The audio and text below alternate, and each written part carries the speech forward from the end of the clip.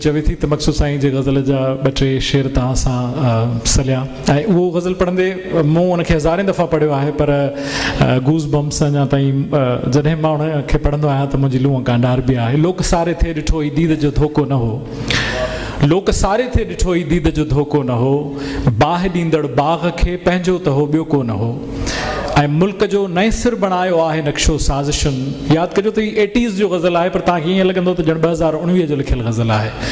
मुल्क जो नए सिर बणायो आहे नक्शो साज़िशुनि, मूं ॾिठो जाचे त हुन में सिंध जो नक्शो न हो।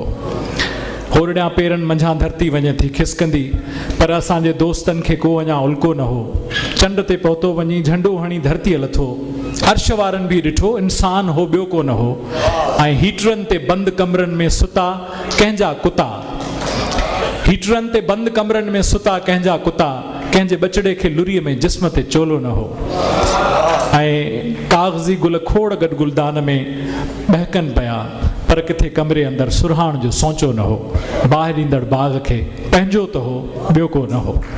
मां गुज़ारिश कंदुसि असांजे मक़सूद गुल अकेडमी सिंध जे जॉइंट सेक्रेटरी साईं ताज जोए साहिब जन खे त उहे अचनि ऐं अकेडमी जे पारां तव्हांजा थोरा बि मञनि ऐं मक़सूद साईं जे हवाले सां उन्हनि जे फ़न फ़िक्र शख़्सियत जे हवाले सां मुख़्तसरनि पंहिंजा वीचार वंडनि। साईं ताज जोए साहिबु, मां उन्हनि सभिनी दोस्तनि जो थोराइतो आहियां जेके हिते मौजूदु आहिनि। सजाद मिर्ज़ा असांजो दोस्त, साईं मुमताज़ मिर्ज़ा जे ॾात ऐं ज़ात जो तसलसल मूंखे ईअं थो लॻे पियो त ॼण हिन मुमताज़ मिर्ज़ा ऑडिटोरियम में साईं मुमताज़ मिर्ज़ा पाण मौजूदु आहे। इसरार लगारी साहिबु, तव्हांजी महिरबानी तव्हां असां गॾु मौजूदु आहियो। असदुल्ला मक्सी ताहिरी ऐं इरफान मेमण ऐं असांजा मुर्तज़ा सीहड़ असांजा कराची इस्लामाबाद खां कई आयल दोस्त आहिनि, मां उन्हनि जो बि थोराइतो आहियां। साईं ताज जो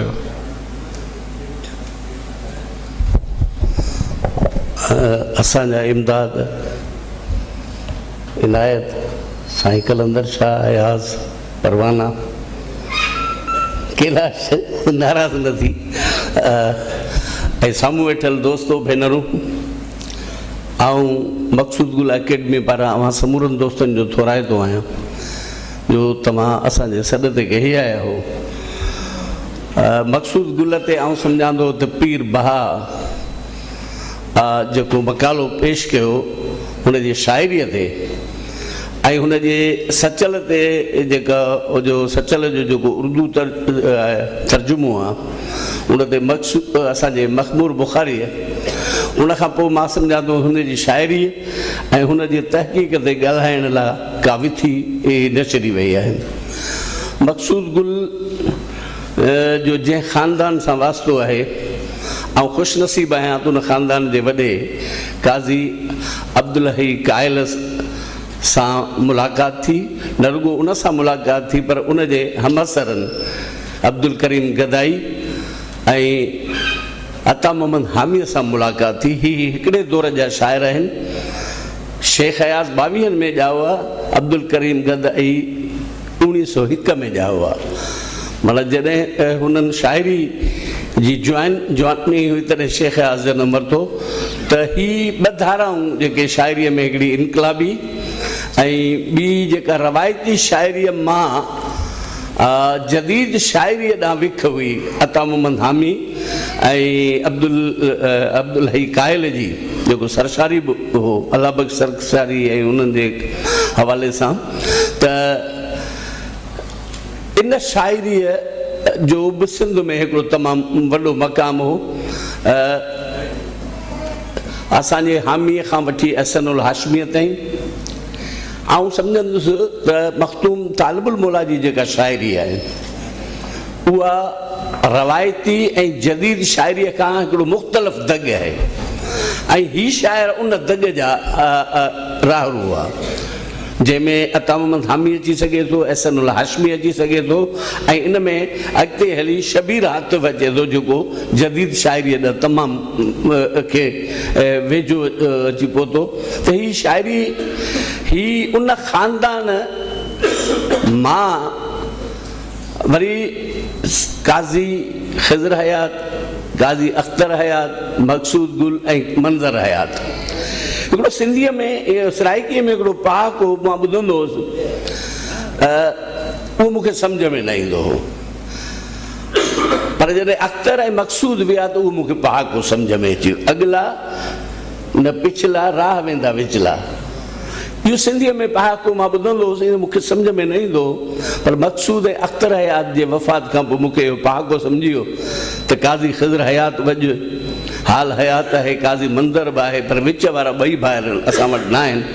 अख़्तर ख़ुदि तमामु ख़ूबसूरत यानी हैरत जी ॻाल्हि इहा त हिन सॼे ख़ानदान खे शाइरीअ जी ॾात, मुसवरीअ जी ॾात, किताबत जी ॾात ऐं सुहिणे नसुर लिखण जी ॾात, सभिनी जा अखर, भले उहे अदी सपना जा अखर हुजनि, यासिर जा अखर हुजनि, नासिर जा अखर हुजनि, मक़सूद जा अखर हुजनि, असांजे काज़ी मंज़र जा अखर हुजनि ऐं असांजे काज़ी ख़िज़र जा अखर हुजनि।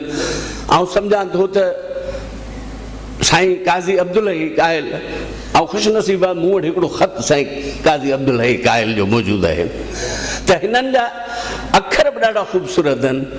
हिननि जी शाइरी, काज़ी मंज़र ऐं मां रोज़ानो कंहिं न कंहिं अख़बार में हुनजो कतो छपबो आहे।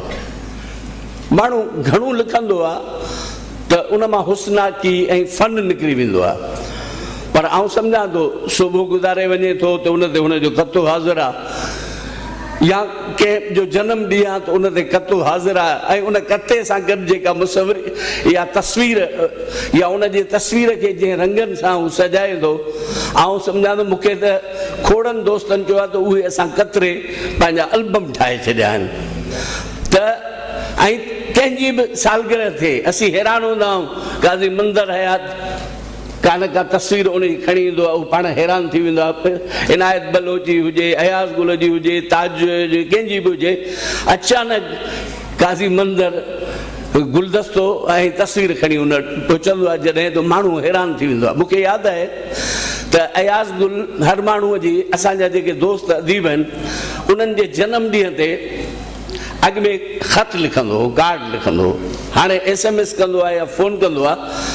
त हिकिड़े ॾींहुं मूंखे ताज सहराई चयो त अयाज़ गुल मूंखे, अयाज़ गुल जो जॾहिं मुंहिंजे जनम ॾींहं ते ख़त आयो त मुंहिंजे अखियुनि में ॻोढ़ा अची विया।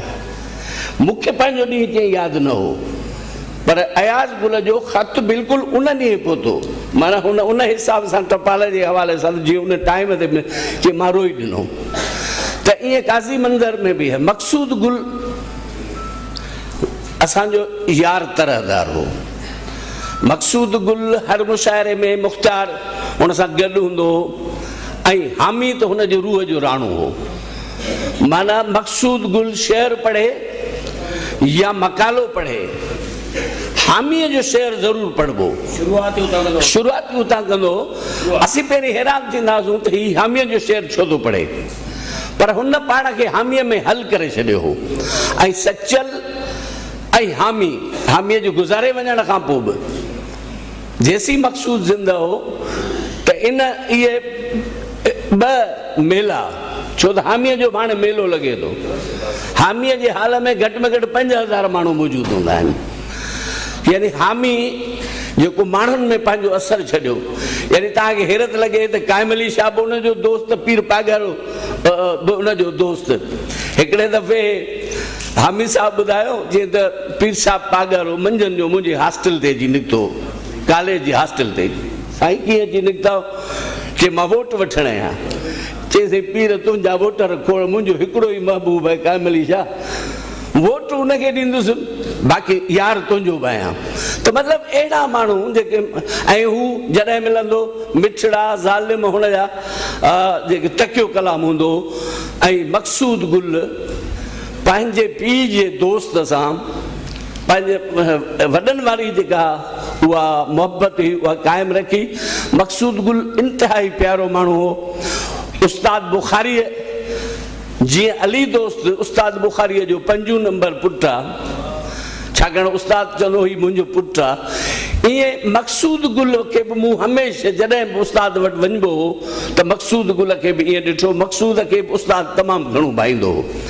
ऐं मक़सूद गुल जिते बि असांखे मिलंदो हो, असांजे उन पुटनि सां भाइरनि सां बि ॾिसो पर मक़सूद गुल जेका मोहबत ॾिन रते तेरे में ॾिसे घर न वठी वञे नामुमकिन आहे। असीं रते तेरे वञूं हुनखे फ़ोन न कयूं ऐं ख़बर हुनखे पए त कावड़िजी पवंदो, फ़ोन कंदो, ॾोरापो ॾींदो। तमामु मिठड़ो माण्हू हो। उनजी शाइरीअ जो तजियो असांजे दोस्तनि कयो आहे ऐं उन ते नथो कयां।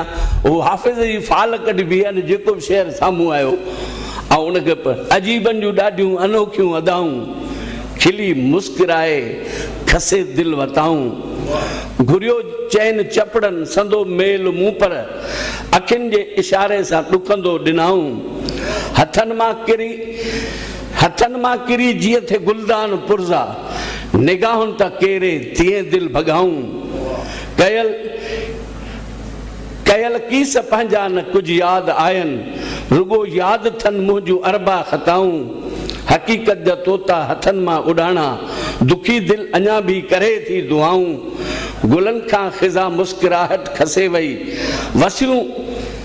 वसियूं वावड़ियूं थियूं लॻनि वासनाऊं असांजे ख़ताउनि जो लेखो लही वियो शुमारनि खां ज़्यादा उन्हनि जूं अताऊं खणी हार गुल जो विधा मूं पीढ़ीअ खे करे खार से हार गुलड़ा छिनाऊं। त हाणे हिकिड़ो ई शेर थो माण्हू पढ़िजे त हुनजी जेका शाइरीअ ते